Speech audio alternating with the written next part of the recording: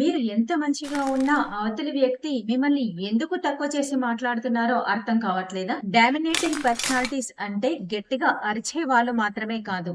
చాలా సున్నితంగా మాట్లాడుతూనే మీ లైఫ్ ని వాళ్ళ కంట్రోల్‌లోకి తీసుకునే ప్రమాదకరమైన మనుషులు. వాళ్ళ మాటలు మీ లోపల శ్వాస ఆగిపోయినంత పని చేస్తాయి. ఇది మాటల హింస. వాళ్ళను మార్చటం మీ వల్ల కాదు. కానీ ఈ 3 గోల్డెన్ రూల్స్ పాటిస్తే వాళ్ళ డామినేషన్ మీ ముందు సాగదు. మీ ప్రశాంతత మీ చేతుల్లోనే ఉంటుంది. ఈ వీడియోలో మనం చూడబోయేది మనం ఎందుకు ఇరుక్కుపోతాం మరియు బ్రోకెన్ రికార్డ్ టెక్నిక్ ద్వారా వాళ్ళని ఎలా సైలెంట్ చేయాలో కంప్లీట్ గైడ్. మన జీవితంలో ఎన్నో రకాల మనుషులను కలుస్తాము. కొందరు మనకు సహాయం చేస్తారు. కొందరు మనకు ఆనందాన్ని ఇస్తారు. మరికొందరు మనకు ఎన్నో పాఠాలు నేర్పిస్తారు. కానీ మనల్ని మానసికంగా బాగా అలసిపోయేలా చేసే ఒక రకం మనుషులు ఉంటారు. వాళ్ళే డామినేటింగ్ పర్సనాలిటీస్. మీకు తెలుసా? వీళ్ళు ఎవరో బయట వాళ్ళు కాదు. కొన్నిసార్లు వీళ్ళు మన కుటుంబ సభ్యులే కావచ్చు. అమ్మ, నాన్న, భర్త, భార్య, అక్క, అన్న, బాస్ లేదా అత్తగారు. వీళ్ళు చేయి చేసుకోకపోవచ్చు, అరవకపోవచ్చు. కానీ వాళ్ళ మాటలతో, వాళ్ళ ప్రవర్తనతో మనల్ని లోపలే కుంగిపోయేలా చేస్తారు. శ్వాస ఆగిపోయినట్టుగా చేస్తారు. మీ ఆలోచనలు, మీ నిర్ణయాలు వాళ్ళ కంట్రోల్లోకి తీసుకుంటారు. ఈ రోజు నేను చెప్పబోయేది ఆ డామినేటింగ్ వ్యక్తులను మార్చాలి అని కాదు. ఎందుకంటే అది మన చేతుల్లో ఉండదు. మరి ఈ వీడియో దేనికోసం? మన మనసు బ్రేక్ అవ్వకుండా వాళ్ళతో ఎలా ఉండాలి, మన శాంతి, మన ఆనందం మన చేతుల్లో ఎలా ఉంచుకోవాలి. ముందుగా అసలు డామినేటింగ్ పర్సనాలిటీ అంటే ఏంటిది? దానిపై మనకు ఒక స్పష్టమైన అవగాహన ఉండాలి. చాలా మంది డామినేటింగ్ అంటే గట్టిగా మాట్లాడేవాళ్ళు, కోపం చూపించే వాళ్ళు అనుకుంటారు. కానీ అది నిజం కాదు. కొంతమంది చాలా మెల్లిగా మాట్లాడతారు. చాలా జాగ్రత్తగా, సున్నితంగా మాటలు వేస్తారు. కానీ వాళ్ళ లక్ష్యం మాత్రం ఒకటే. మీ నిర్ణయాలను, మీ జీవితాన్ని వాళ్ళ చేతిలోకి తీసుకోవటం. డామినేటింగ్ లక్షణాలు ఎలా ఉంటాయో చూద్దాం. మీకెందుకు ఈ పని? నీ వల్ల కాదు. నేను చెప్పేది కరెక్ట్. నువ్వు ఎప్పుడు తప్పే చేస్తావు. నేను లేకుండా నువ్వు ఏం చేయలేవు. సైలెంట్ ట్రీట్మెంట్, మాట్లాడకుండా శిక్షించటం. ఇది ఒక రకమైన మానసిక హింస. వాళ్ళు మీతో మాట్లాడకుండా, మిమ్మల్ని పట్టించుకోకుండా చేసి మిమ్మల్ని కంట్రోల్ చేయాలని చూస్తారు. మీ పట్ల, మీ అభిప్రాయాల పట్ల గౌరవం లేకపోవటం, మీ ఆలోచనలను, భావాలను చిన్న చూపు చూడటం, ఇవన్నీ కలిస్తే అది డామినేషన్. ఇది మీ ఆత్మవిశ్వాసాన్ని తినేస్తుంది. మీరు ఇక్కడ ఒక ముఖ్యమైన విషయం తెలుసుకోవాలి. వాళ్ళు శక్తివంతులు కారు.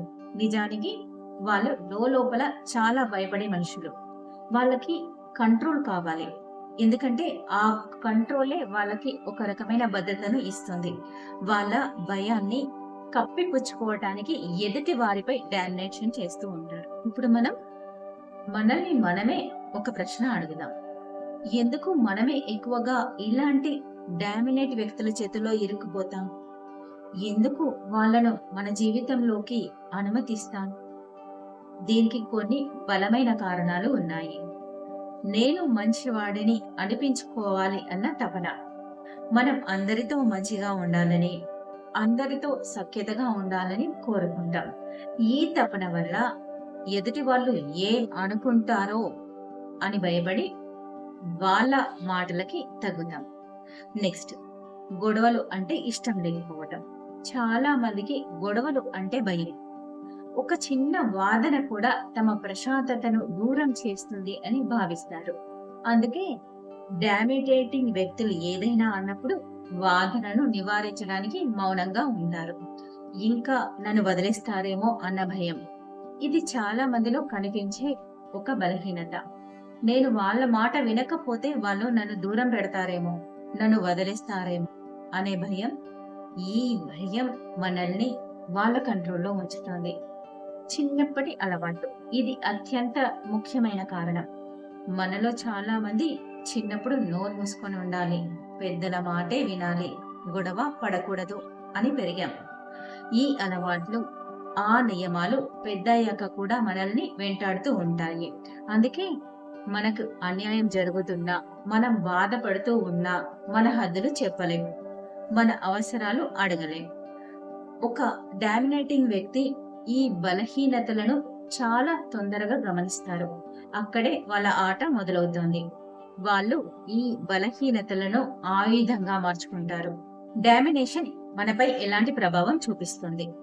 డామినేషన్ ఒక్క రోజులో మిమ్మల్ని నాశనం చేయదు. అది నెమ్మదిగా, కనిపించకుండా మీ లోపల విషంలా వ్యాపిస్తూ ఉంటుంది. దాని ప్రభావాలు చాలా తీవ్రంగా ఉంటాయి.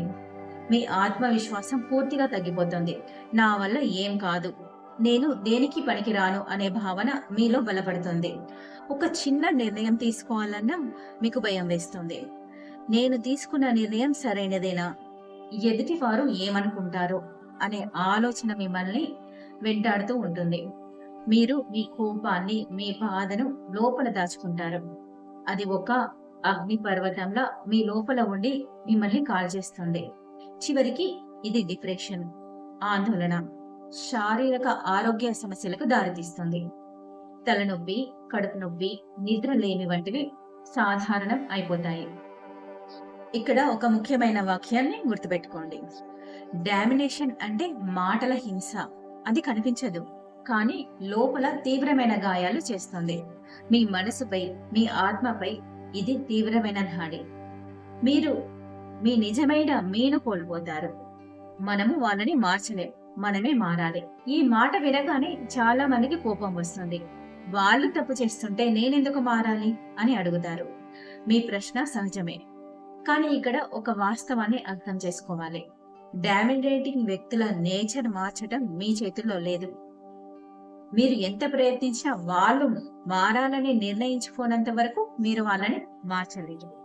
కానీ మీ స్పందన మార్చటం మీ చేతుల్లోనే ఉంది. అదే మీ నిజమైన శక్తి. మరి ఎలా స్పందించాలి? దానికి 3 గోల్డెన్ రూల్స్ ఉన్నాయి. రూల్ నంబర్ 1, ఎక్స్ప్లెయిన్ చేయడం మానేయండి.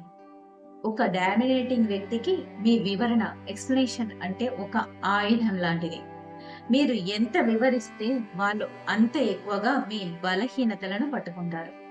నువ్వు ఎందుకు చేశావు, నీకు అది ఎందుకు కావాలి అని అడుగుతారు.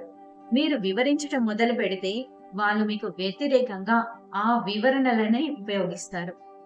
సో ఎక్స్ప్లెనేషన్ వద్దు. రూల్ నంబర్ 2, ఎమోషనల్ రియాక్షన్ తగ్గించటం. డామినేటింగ్ వ్యక్తులకు మీరు కోపపడటం, మీరు బాధపడటం, మీరు ఏడవటం ఇవన్నీ కావాలి. మీ భావోద్వేగ ప్రతిస్పందనలు వాళ్లకు శక్తిని ఇస్తాయి. మీరు ఎంత తక్కువగా ఎమోషనల్ గా రియాక్ట్ అయితే వాళ్ళ కంట్రోల్ అంత బలహీనపడుతుంది. Rule number 3, calm plus drink. దీని అర్థం వాళ్ళతో గొడవ పడమని కాదు, వాళ్ళపై అరవమని కాదు. కూల్ గా ఉండండి, ప్రశాంతంగా ఉండండి, కానీ మీ మాటల్లో, మీ నిర్ణయాల్లో స్పష్టత ఉండాలి. స్ట్రాంగ్ గా ఉండండి.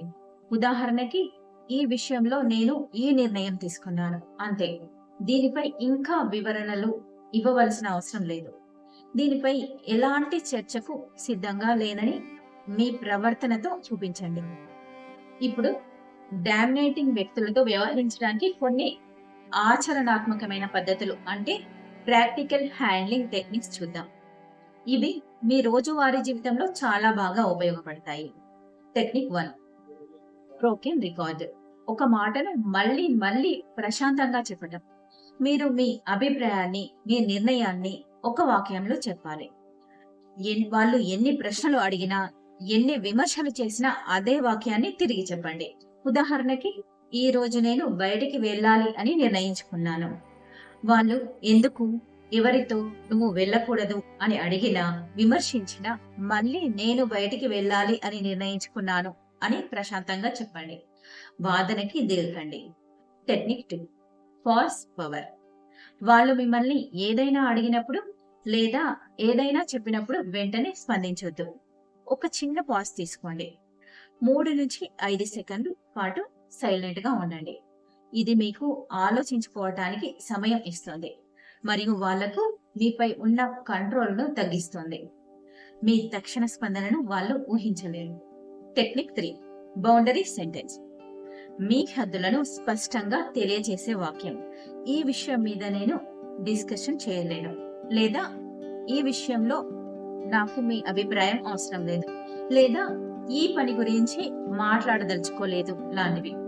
ఈ వాక్యాలు మీ సరిహద్దును బలపరుస్తాయి. Technique 4 emotional detachment.